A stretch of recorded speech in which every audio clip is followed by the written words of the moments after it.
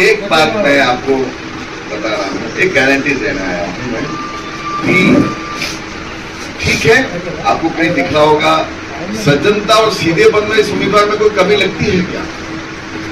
सज्जनता और सीधेपन में कभी कोई कमी दिखती है क्या? नहीं है ना। तो जनता के बीच में आपके माध्यम से जाए, विशेष प्रेस आपके माध्यम से जाए कि भाई कम से कम इतना जरूर है, जब तक किसी अगर स्लम में ये गए एमएलए जीतने के बाद, जब तक समस्या का समाधान नहीं होगा तब तक उस स्लम को वहां से जाएंगे। ये इस आदमी के स्वभाव में है। बस आपके माध्यम से जब तक स्लम तक जाए बात कि आपकी समस्या के लिए ये जीत कर आने के बाद जब तक समस्या का समाधान नहीं होगा तब तक आपका स्लम से वहां नहीं। मैं ये गारंटी देता हूं।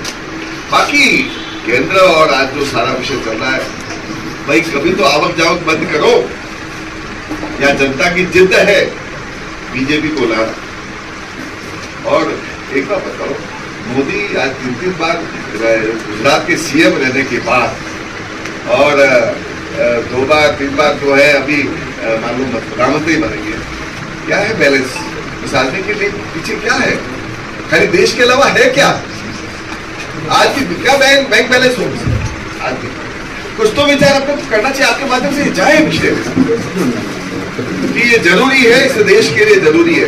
और सबसे बड़ी बात है हमारे सबके लिए, बीजेपी कैडर के लिए, जैसे अभी विचार आरएसएस वाला आया ना, इसमें अनेकों संगठन है विचार, भारतीय मजदूर संघ है, भारतीय किसान संघ है, अखिल भारतीय विद्यार्थी कांग्रेस बीआरएस ఇండైరెక్ట్ గా సపోర్ట్ చేస్తున్నారా? మీరు అవకాశం ఇస్తే నేను చెప్తాను చాలా స్పష్టంగా.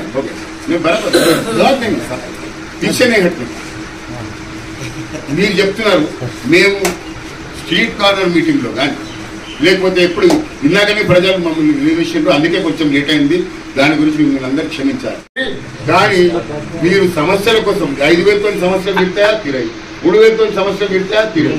సమస్యలు తీరాలంటే మాత్రం సమస్యలు తీర్చేటటువంటి పార్టీకి మీరు ఆలోచించి విచక్షణతోటి వివేకం. భారతీయ జనతా పార్టీ కంటోన్మెంట్ నియోజకవర్గంలో జరగబోయే ప్రెస్ మీట్ కి విచ్చేసిన విలేకరులందరూ కూడా స్వాగతం. అదేవిధంగా మా ఎమ్మెల్యే అభ్యర్థి అయిన డాక్టర్ వంశతిలక్ గారికి, అదేవిధంగా రాజస్థాన్ ఎమ్మెల్యే శంకర్ సింగ్ రాజ్పురోహిత్ గారికి, ఎవరైతే మా ఇన్ఛార్జ్ మీద వచ్చిందో, మరి ఇక్కడ పనిచేసిన మా కార్యకర్తలకు, డివిజన్ అధ్యక్షులకు, అన్ని పదాధికారులకు అందరూ కూడా నమస్కారం. ఈరోజు భారతీయ జనతా పార్టీ ఈ జనరల్ ఎన్నికల్లో 2 బలమైన అభ్యర్థులు, ఎంపీ కింద ఈటల రాజేందర్ గారిని, అదేవిధంగా కంటోన్మెంట్ బై ఎన్నికల్లో డాక్టర్ వంశతిలక్ గారిని బరిలో దించడం జరిగింది. ఈరోజు భారతీయ జనతా పార్టీ గత 10 సంవత్సరాలుగా నరేంద్ర మోడీ గారు చేసే ఒక మంచి గవర్నమెంట్ ట్రాక్ రికార్డు బలం మీద ఈరోజు మేము మరి చాలా గొప్పగా, చాలా గర్వంగా మేము తప్పకుండా 2 సీట్లలో భారతీయ జనతా పార్టీ గెలుస్తుందని చెప్తున్నాం. ఈరోజు మీరు చూడండి, భారతదేశం ముఖ చిత్రం ఏ విధంగా మారిందో మీరు ఏ సెగ్మెంట్ లో కానీ, ఏ సెక్టర్ లో కానీ చూడండి, ఎకనామిక్ గ్రోత్ లో చూడండి, లేకపోతే రోడ్వేస్ లో చూడండి, ఎయిర్లైన్స్ లో చూడండి, డిఫెన్స్ సెగ్మెంట్ లో చూడండి, అదేవిధంగా ఎయిర్పోర్ట్స్ కానివ్వండి, హెల్త్ కానివ్వండి, ఏ సెక్టర్ లో చూసినా కూడా భారతదేశం 100% ట్రాన్స్ఫర్మేషన్ ఒక డిఫరెంట్ లెవెల్స్ కి ఈరోజు నరేంద్ర మోడీ గారు తీసుకెళ్లారు. ప్రపంచ వ్యాప్తంగా నరేంద్ర మోడీ గారిని విశ్వగురు అని పిలుస్తారు.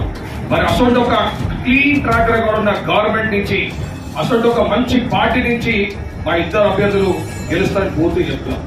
ఇకపోతే చాలా మంది అంటారు ఇవన్నీ నేషనల్ ఇష్యూస్, లోకల్ ఇష్యూస్ కి మీరు ఏం చేసేవారు?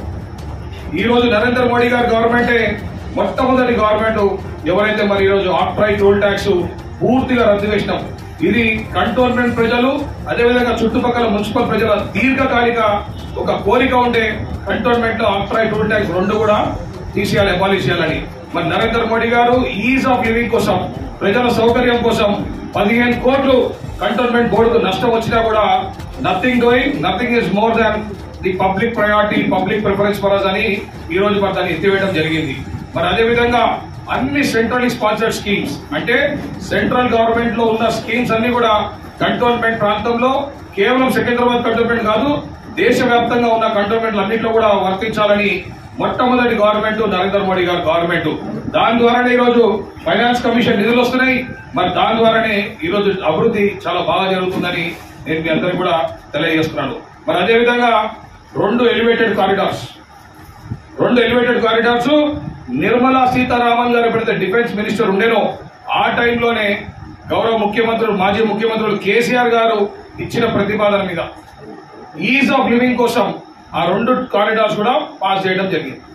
మరి ఆ రోజు కేసీఆర్ గాని కేటీఆర్ గాని నోటుకొచ్చిన అబద్ధాలు చెప్పిండ్రు, సెంట్రల్ గవర్నమెంట్ మాకు ఇస్తలేదు, నరేంద్ర మోడీ గారు మమ్మల్ని పట్టించుకుంటారని. మరి ఈ రోజు రేవంత్ రెడ్డి మన మ్యాజిక్ చేసిందా? ఉన్న అప్లికేషన్ ని ఆయన పోయి దాన్ని ముందుకు కొనసాగించుకొని వర్క్ ఆర్డర్ తెచ్చుకున్నాడు. అదేవిధంగా శాంక్షన్ లెటర్ తెచ్చుకున్నాడు. ఆ కారిడార్ ల్యాండ్ ఇచ్చి నేనే సంతకం పెట్టినా, నేను పూర్తిగా దాని మీద అవగాహన పెట్టినా. మరి ఆ రోజు నరేంద్ర మోడీ గారు కంటోన్మెంట్ ప్రజలకి నష్టం జరుగుతుందని సంవత్సరానికి రాష్ట్ర ప్రభుత్వం 31 కోట్ల రూపాయలు సంవత్సరానికి చెల్లించండి.